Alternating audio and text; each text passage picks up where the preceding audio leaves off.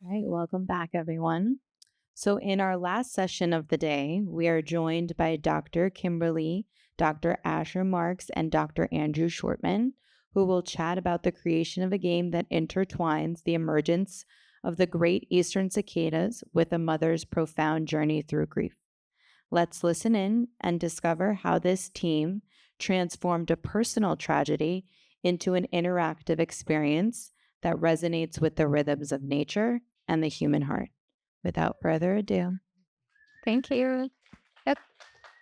So, Asher is not with us. I mean, he's with us. That's really, really bad with when you're talking about a game about death and dying.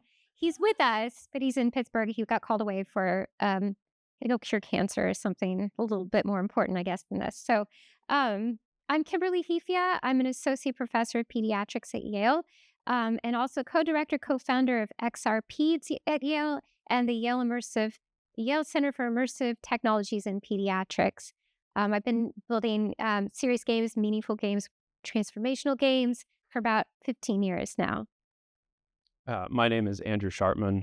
I'm a professor of music at the New England Conservatory in Boston.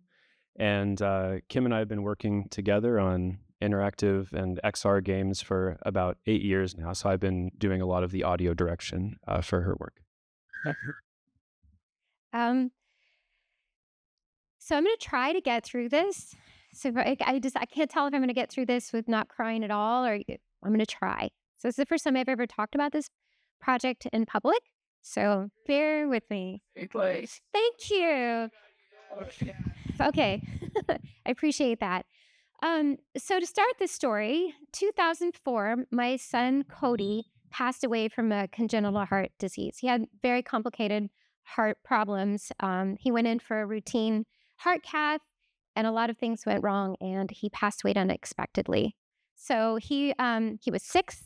I was a single mom of 2 at the time, and Bree, his sister, she was 2.5, almost 3. So kind of get a little bit of context. And this was in Bloomington, Indiana. Does anybody been to Bloomington, Indiana, or from? Yes. Okay. So India is considered southern Indiana. I just think that's important to put in there. Definitely my roots. Um, and about in the time, so Cody died in the early spring of 2004. And shortly after he had died, and I spent so much time in the cemetery because I wanted to be close to him. I wanted to connect to him. I wanted to talk to him and work through my grief. At the same time, and this is not something because I was so absorbed in my own grief and loss, I had not been paying attention to the news. And I missed the whole crazy talk on the radio about the brood 10 cicadas that were coming out. The brood 10 cicadas, they're 17-year cicadas. So they come out once every 17 years. They're fascinating creatures. They're docile. They're very peaceful. They won't bite you. You know, that they have their sole purpose, after living underground for 17 years, is to come out of the ground, climb a tree. They molt, they shed their exoskeleton, they have wings, and then they spend the next 6 to 8 weeks trying to find a mate to reset, do the whole cycle again. And if you've ever experienced, I don't know if anybody here has experienced the cicadas. Okay, it's powerful. They are loud. They get about as high as to 100 decibels. These specifically, you can see my watch. I remember this is when my husband and I recently visited the brood 13 and brood 17, I'm sorry, I shouldn't say the 13-year and 17-year cicadas that came out in Illinois just recently. And this is from when we were in the forest. But this is the equivalent of holding a hair dryer on high when you're drying your hair, to give you an example of how loud they are. So just some fun facts, I guess, about cicadas. Like, again, they come out, there's many different broods. There's ones that are yearly. There's ones that come out I think they're all prime numbers, right? Is that right? I think, but we have a 7-year, and there's a 13-year and a 17-year. And this year, oddly enough, the name of the game is Year of Cicadas, but these cicadas actually, this is the year the 13-year and the 17-year actually came out at the same time in some parts of the U.S. And it hasn't happened since over 220 years. So it's a really powerful, and we're talking billions of cicadas. So they come out, they're here for a very short time. They make this very, very loud powerful sound, like kind of almost music. And it's very soulful. Like you feel it in your bones. Um, I also have some fun facts about cicadas and fungus. If you want to, do you want to know? This actually helps me. Cicadas, about 1 in every 4 or 5 cicadas get this fungus on their abdomen, and it actually eats their abdomen away. The fungus actually takes over their brain, and the fungus produces psilocybin, the effects of psilocybin and amphetamine. So they're hypersexual. But there's these cicadas, because their brain is controlled by the fungus. Their goal is actually to go out and find other male cicadas. They act like female cicadas. They'll rub their wings and their legs together to attract other male cicadas to spread the fungus. So their goal switches from mating and spreading their seed to just spreading the fungus because it's taken over their brain. And we did ask Gene Krisky if we were allowed to indulge in the fungus for the psilocybin, and he said no. So don't eat it. But we did ask. So I was wondering. we all were. I didn't want to ask, but we did. Here's an example. This is Cody's grave site, the cemetery where he's buried in Indiana. You can hear how peaceful, quiet it is. And then this is actually, you can see it doesn't look like this is a real video at his grave. So you can hear them, and they are right there. And so for me, that was really, I will never forget this as long as I live. I was sitting there, I was with my, talking to my son, and it was like these cicadas were grieving with me. And it was so moving and powerful. And I had a lot of thoughts and emotions about that at the time. So when you cried, the biggest part for me was this idea that I knew those cicadas were going to return in 17 years, but my son would somehow still be gone. And I had no idea or understanding of how I was supposed to, one, live 17 years without my son, and also this idea of who I would be in 17 years, missing like half my heart. And that was really the premise of this game, because here we are in 2021, the cicadas returned. And so it like hit me again, and I'm immediately taken back to 2020 or 2004. And I'm reflecting back over this time period of 17 years and thinking about the grief and loss, that process, and what that looks like over time. And I just felt that, I knew I wanted to make a game about this. It was really important because I think having been through this for a very long time, 20 years now, also it's the anniversary, this is the 20-year anniversary. So this really is the year of the cicadas for me. A lot of people just don't understand grief and loss. They don't necessarily understand the impact of grief when you lose a child, the depths of that and what that looks like. And, when you cry 20 years later, people are like, you probably need to get in therapy. And it's like, no, I've done all the therapy. It's just my heart hurts even 20 years later. So that was the whole premise of this project. So, in 2022, we put out, there was a Unity for Humanity call, a grant, and we applied and we got funding. And this was the greatest thing ever for me because I could move this idea that I had been thinking about for over a decade to be able to move it into something real. And so we did that. And we brought an amazing team together. Andrew was probably the first person I called. And then, of course, my husband here, Bernard Preview Labs, he is the developer. Another, again, it became a very personal thing. Asher Marks, he's the co-director, co-founder of our center and lab. And then we brought in Gene Krisky, like the bug guy, the world's expert on periodical cicadas. He's in his 70s. He's been doing this for 50 years. And what you imagine a bug guy to look like and act like, this is him. He's amazing. So amazing. And then we found Mel online. We really liked some of her artwork and their games at Flathead Studios, and she joined us to do the art. And then the hard work started, right? We went into 2 years into this project, and the hardest part has been actually like having to go and revisit all of this.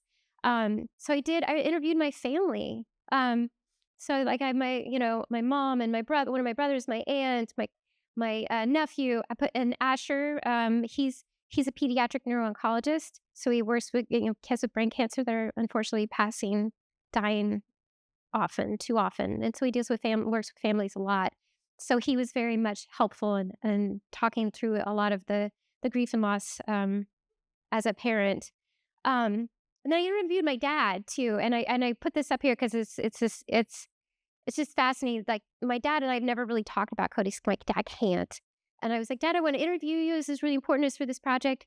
And he's like, okay. And then I get in there, he's, Kimmy, I can't do it. And I was like, can you play your guitar? I want to put some of your guitar music in here. My dad's a musician. And so what he did, he just played his guitar, and then every once in a while he'd stop. And then he'd tell me something about Cody. Then he'd start playing his guitar again, and then he'd stop and tell me something else. And it was so powerful. And I think that's maybe the only time I've ever got to talk to my dad about Cody. But that was the way he had to do it. It was through the way he, through music. And it was really awesome. I also talked to my brother. I spent a lot of time interviewing and talking to my brother, who unfortunately has stage 4 colon cancer and doesn't have much time left on this earth. So it was very interesting to talk to him about death and dying.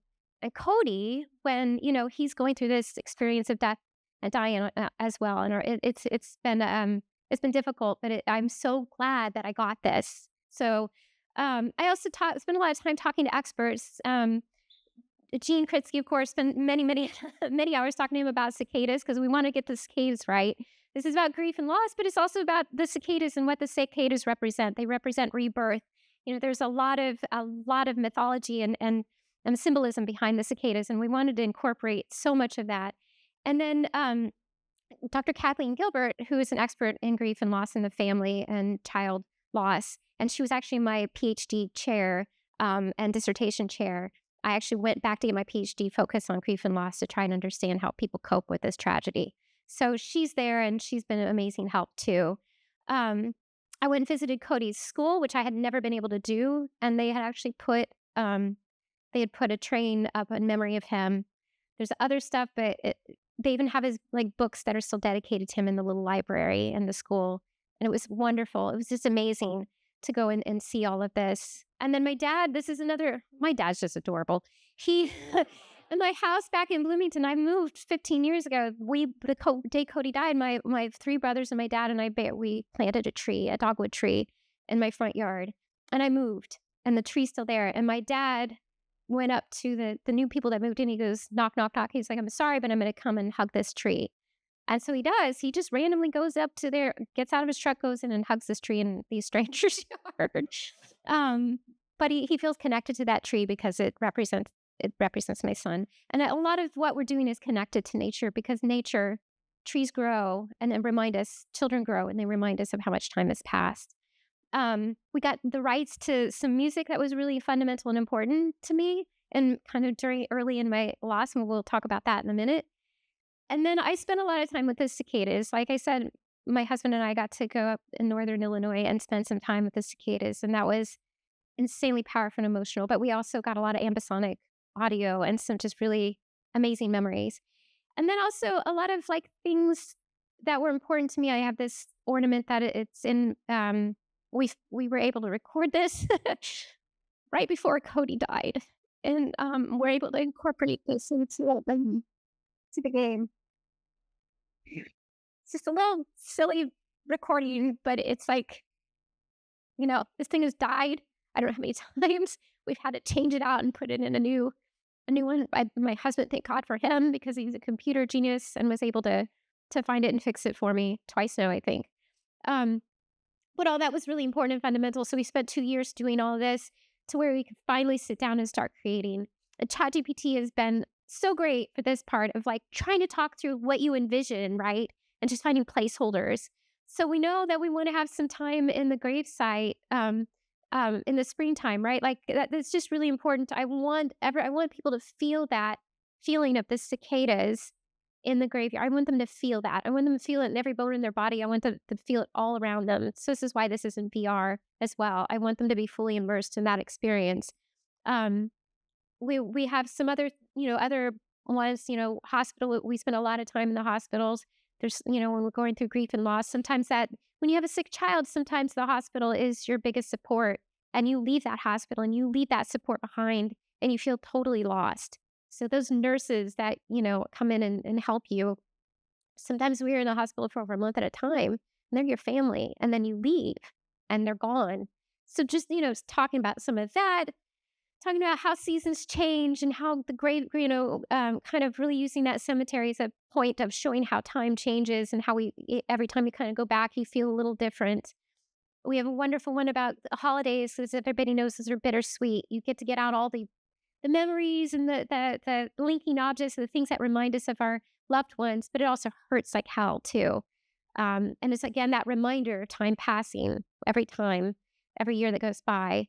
We have a wonderful little mini game idea with us with some daisies. I don't have time, but well, let's see. Do I have time? Probably. I'm running out of time. I can't tell you that story. And then again, the dogwood tree with my dad.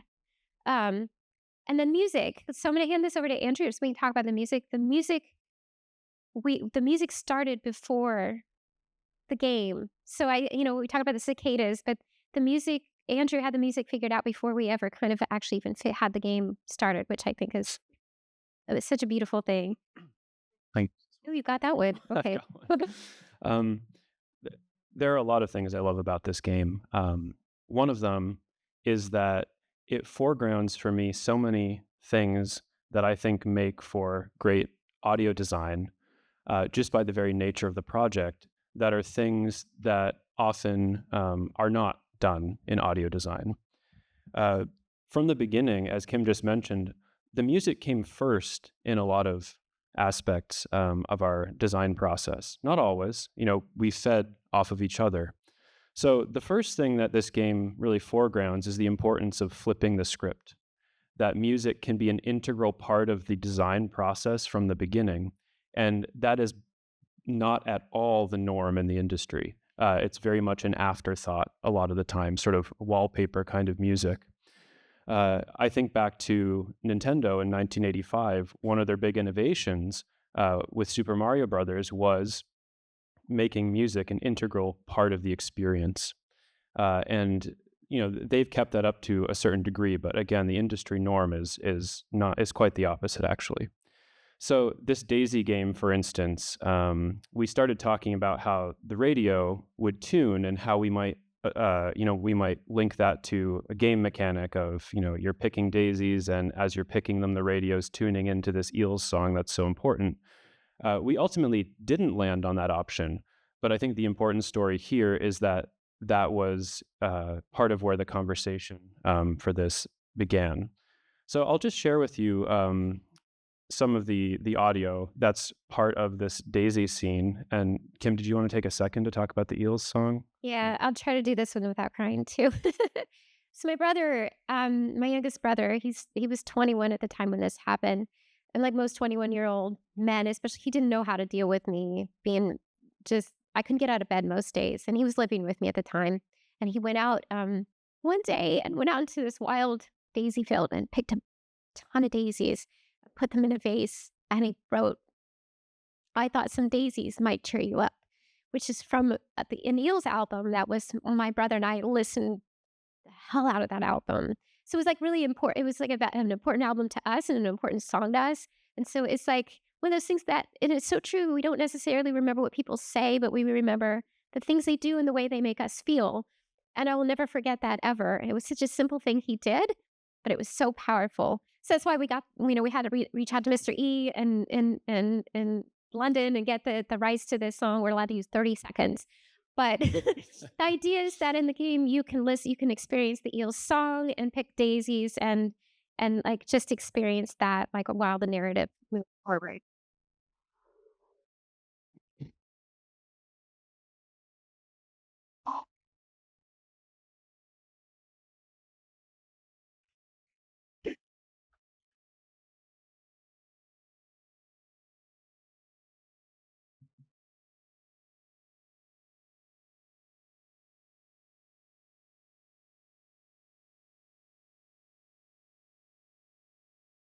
So another thing that ties into the audio design of this game that I think are good practices in general is for the composer or designer to create without ego.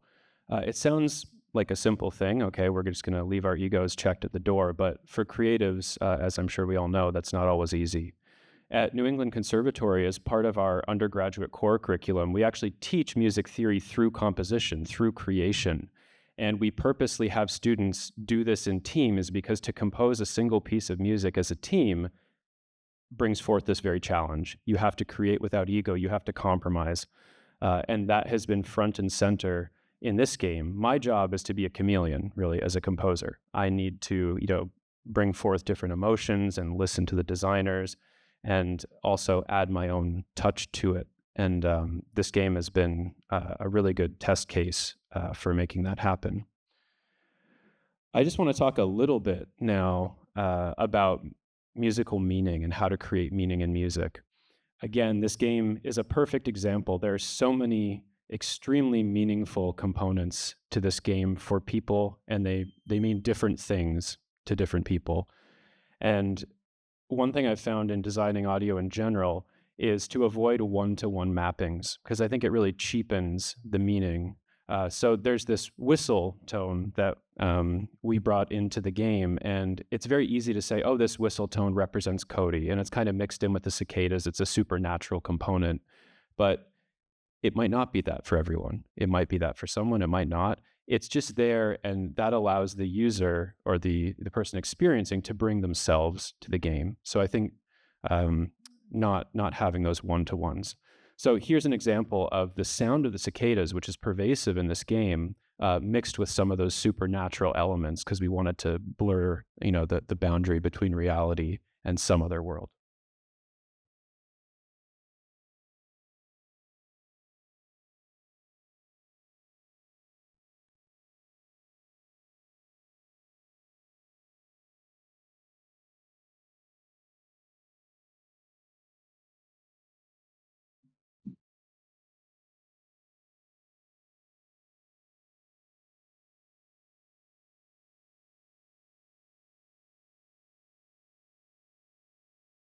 And this also bleeds into the idea of music as a character with its own journey. So even though we don't have one-to-one mappings, using these general sounds and transforming them over time, just like the cicadas have become this metaphorical force in the game that are not always literally present, but sonically they have to be present somehow. So in terms of this winter scene you see, it's a Christmas scene. Interestingly enough, I think some of the visuals for this happened after the audio. So the audio was a driving force in what this landscape would look like. But what you'll hear now are just audio transformations of that whistle sound adapted to a new environment. So that particular sound also has its own journey throughout the game.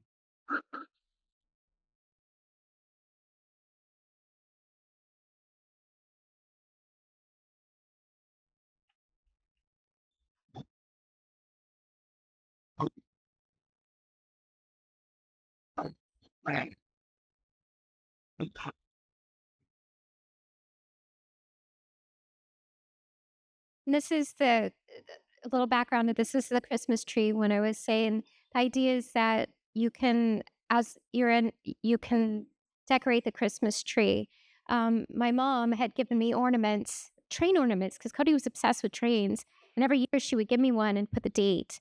So I have 20 years worth of Christmas ornaments. So you can go around and while you're listening to the music, like, you're kind of out in nature doing this. Kind of really trying to get that bittersweetness again of if it's the holidays, which are sweet, but they're also going to be very sad when you've lost somebody. And then finally, we just have one more minute. I'm sorry. This is 30 seconds. This is I realize that we're over time. This is just, we threw this together. We actually haven't heard this loud. This is the early prototype. And we've layered over the audio to kind of give you an idea of what it's going to be like. So you can definitely tell the audio is disjointed, but we just wanted to give you a feel for what it'll feel like.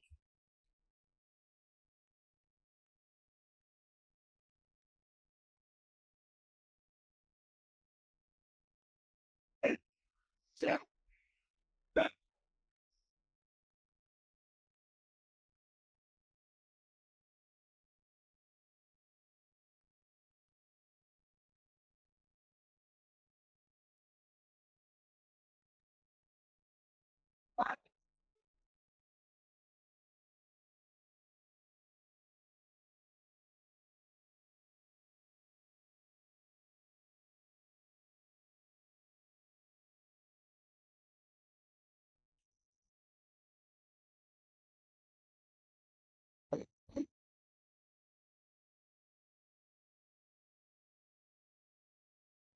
So just to wrap up really quickly, what? Yeah, so we just listed some of the takeaways for us, I think, in the design process. I won't spend any time going over these again. It just reiterates what I said earlier about the importance of integrating audio from the beginning and then checking your ego at the door. Really very important. Yeah. And the take your time part, I think when working on personal projects, it's okay to take your time. Many times I've gotten this out and had to sit it back down. And hearing Sarah Show talk about, soul paint, and that was a project for 7 years for her, I felt much better after hearing that, because it's been a long process. And this was an idea kind of that's been stirring for over a decade. So um and the next point is, does a game really need to be a game? I think the more we work with immersive experiences and immersive tech, like I think the idea of game is different, and that's okay. Like there was a lot of debate back and forth: should this be a game or should this just be an experience? And you can interact with the environment, you interact with cicadas, which does drive the narrative, right? And there are ways to interact which are really important, but you're not going to be able to change the narrative or the outcome or make choices. There's no branching, so it's interactive, but you really mostly want you focused on the spatial audio and like the visual cues, more than the gameplay itself. And the next one, a personal story can be a shared story. This started out as my story, and after talking to my family and realizing that, like, my mom, she wasn't just grieving the loss of her grandchild. She was grieving for me that had lost my child. And I never thought about that before. And I kept hearing that over and over with my family, that they were worried to death about me and they were heartbroken for me. And I didn't realize that. And then going to his school and seeing all these memories 20 years later, my son that had been gone for 20 years, and he still existed in that school. And I walked in there, and the very first person I talked to at the front desk, I was like, "I'm this crazy. I'm Cody's mom." She's like, "I know who he is." And my heart was so full. So realizing that a personal story can be a shared story. This was a community story. I didn't realize how much of an impact my son had had on so many people, even beyond my family. And that was so powerful. And this part, I'm up here crying, so obviously, but be vulnerable. Being vulnerable with your team can be scary. It's been very hard. I still haven't even like let them watch the videos of my family yet because I'm not there yet, because family stuff, right? But it is really hard to be vulnerable. But also, I think that's where the best art can come from and the real raw stuff.